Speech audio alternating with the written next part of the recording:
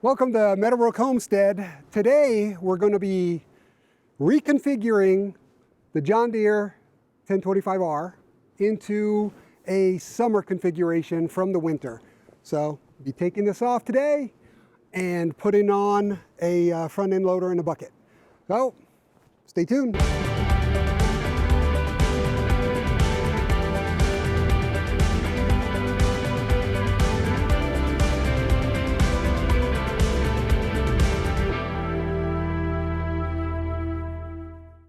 Although it's still in the high 30s today, I want to get this back into summer configuration because I've got some work to do around the homestead that requires the front end loader and the bucket. So this is a fairly easy yet complicated activity. First and foremost, I have to put this 54-inch snow thrower onto a pallet. Release the connections from the quick hitch on the front, take all the drive components apart, put everything there, strap it down, get it ready to go, disconnect the hydraulic serve lines to the implement itself. Then I'm going to have to take the entire machine itself towards where I've got the front end loader and the bucket sitting. That in itself is not an easy thing to do because there won't be a whole lot of weight on the front end of this and steering becomes a little iffy, so it might take me a little while longer to get it situated before I can hook up the hydraulics and get the front end loader back on to its mounting system here on the machine. So first things first, taking this out, getting it apart.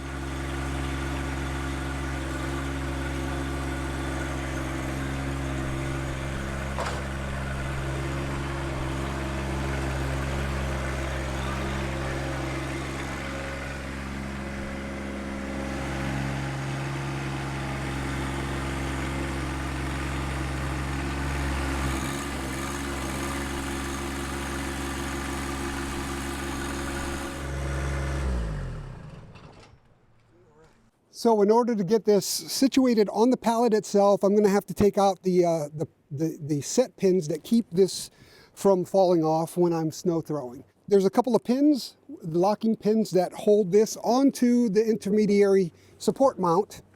So first and foremost, I'm going to pull these pins, the keepers out, lock them so that I can then tilt the blower itself and get it off of the mount. So now that I have the hitch pins separated from the housing itself and the blower is on the pallet, I'm going to move it forward a little bit so it doesn't interfere with this, with the hitch itself. Then I'm going to disconnect the hydraulic lines to it, kind of push it forward so it's out of the way, and then I'm going to back away from this and then take off the remainder of the pieces here on the machine.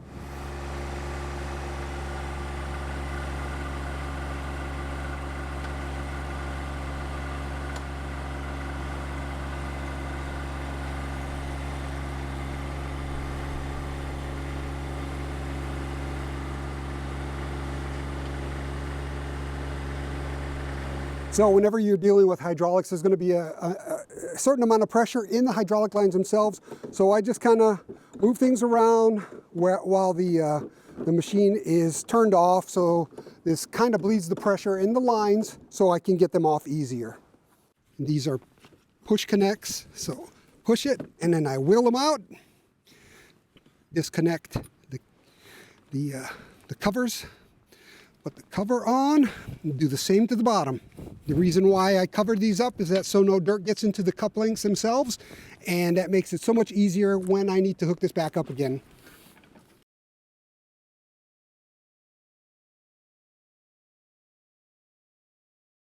So the next step is removing the drive shaft the PTO shaft that drives the front end, and it'll just make it easier for me to get this disconnected. So disconnecting the drive shaft, it comes right out. There's a quick release coupling right here. I just pull it to the rear, pull it off of the splines, then I set it in this keeper so that it doesn't get in the way as I move this apart. So it's a little bit of manhandling to get it off, but not too much, because I'm just going to drag it. This point, it's separated from the machine, and I can just take this part of it backwards and then disconnect the rest of the mechanisms from the tractor itself. So the reason why I'm keeping the front end of connections on is because it's adding weight to the front end, so I can steer it easier, a little easier. Once I take that off, the steering on the front end becomes really unresponsive. So I'm going to do this first. I'm going to position the machine near the front end loader, and then I'm going to take the front end pieces off.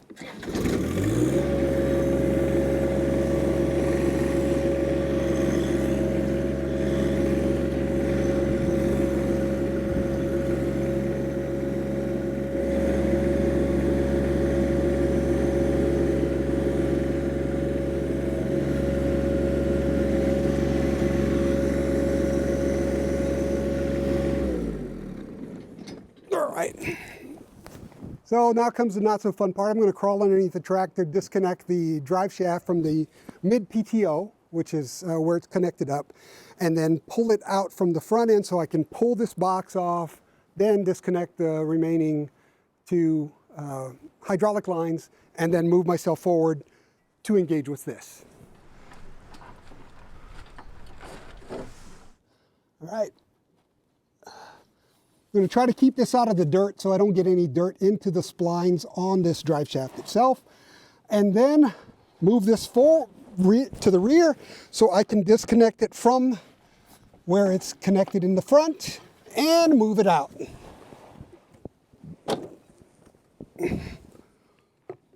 So there's one connection up here that allows the machine to generate information on how fast the PTO is spinning. So I'm going to disconnect that electric connection, and then I'm going to disconnect these two remaining hydraulic lines, pull this off, put it on the pallet, strap it all together, and we're done with the winter configuration in its entirety. Once again, bleed the pressure in the hydraulic lines so that it's easier for me to take off the couplings. And here we go.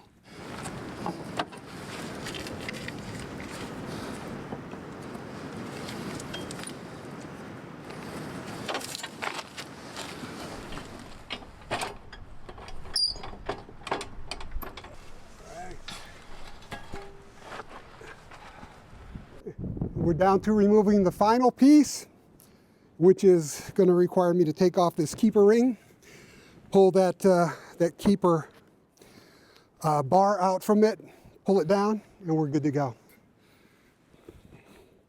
So next part of this is putting the loader back onto the tractor itself. It's a very simple process. These are made to come off and on very easily, and it saves so much time that this was probably one of the main reasons why I opted for this tractor, just because it's so easy to get implements on and off. And you'll see that after I put this on and then transition from a bucket to a forklift attachment. So the first part is going to be me aligning the tractor with the implement itself. I'm going to have to aim these pins into the housings that they go in on the loader, so it's on both sides. It's a little bit difficult to drive the tractor without as much weight on the front end. So this might take me a little while before I get it situated. Once I get it to the place where it's ready to go into the keepers, then I'll hook up the hydraulics so I can do the rest of the alignment and then put down the locks to keep the loader in place. Sometimes there's pressure in the systems. I just want to make sure that there's enough give in these connections so that when I put them in, they are somewhat easy to connect up. Now, there is some back pressure in these lines, so everything's color coordinated, makes it easy.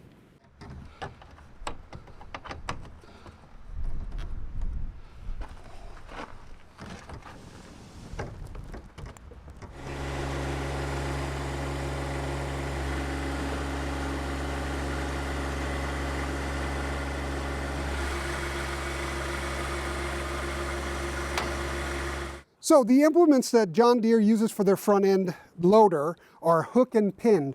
So there's a hook on the top of the implement and then there's a pin on the bottom. And so the hook allows the implement to swivel, and then you can get it to sit straight, and you put the pin through and it's locked in place.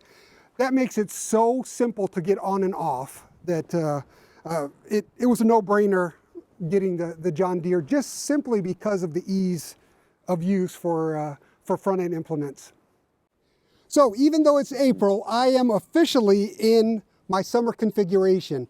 What this will allow me to do is do some excavation, some digging, some moving of earth, all those types of projects that I associate with growth and summer. So we are there. There's a lot of work to be done around the property, so expect more videos with summer work. Thank you for watching. If you like this video, please hit the like button. And if you haven't already, please subscribe and hit the bell for notifications. And when we have future content out, you'll get notified. Thanks for watching. Catch you later.